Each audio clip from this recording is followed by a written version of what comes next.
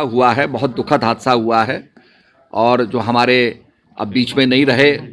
उनकी आत्मा की शांति के लिए हम भगवान से प्रार्थना करते हैं। और इसके साथ साथ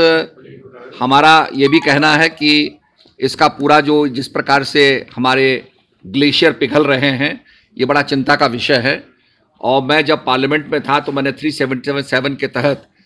मैंने ये मांग की थी कि जो प्लूटोनियम पैक रखा गया था चीन की गतिविधियों को देखने के लिए उसका सर्वेक्षण करने के लिए, तो वो प्लूटोनियम पैक गायब हो गया था और उसके बारे में भी निश्चित रूप में जानकारी मिलनी चाहिए, पता लगना चाहिए, क्योंकि आने वाले भविष्य के अंदर जो आज जिस प्रकार से ये हादसा हुआ है और ग्लेशियर निकले हैं और तूफान आया है, बहुत ज़्यादा ये एक किस्म से टाइडल वेव इसने पैदा की है, एक सुनामी पैदा कर दिया पूरे हमारे पहाड़ के अंदर। तो बड़ा चिंता का विषय है। तो मैं समझता हूं कि सारे पक्षों की जांच होनी चाहिए और हम लोग एक विभाग भी अपने सिंचाई विभाग में बनाएंगे ताकि हम लोग सैटेलाइट के जरिए सारे ग्लेशियरों को स्टडी कर सकें, क्योंकि जो हादसे होते हैं उसमें या तो जैसे चोराबाड़ी ग्लेशियर फटा था या कोई तालाब फटेगा,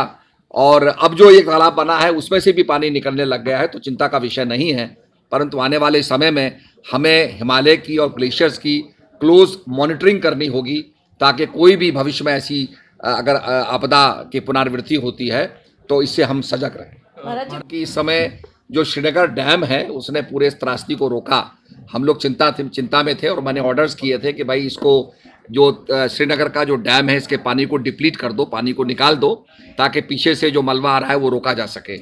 हुआ ये कि ऋणी का जो था वो विष्णुप्रयाग में आया, ऋणी का मलबा धौली गंगा में आया, धौली गंगा का जो मलबा लेते हुए और विष्णुप्रयाग में वो अलकनंदा में समावेश कर गया, तो वो आगे नहीं बढ़ पाया। तो इसलिए मैं समझता हूं कि रेलवे के जो हमारे प्रोजेक्ट्स हैं वो सुरक्षित हैं, उसमें कोई चिंता का विषय नहीं है। आगे भी हम लोग ये चाहेंगे कि क्लोज मॉनिटरिंग करें और हमने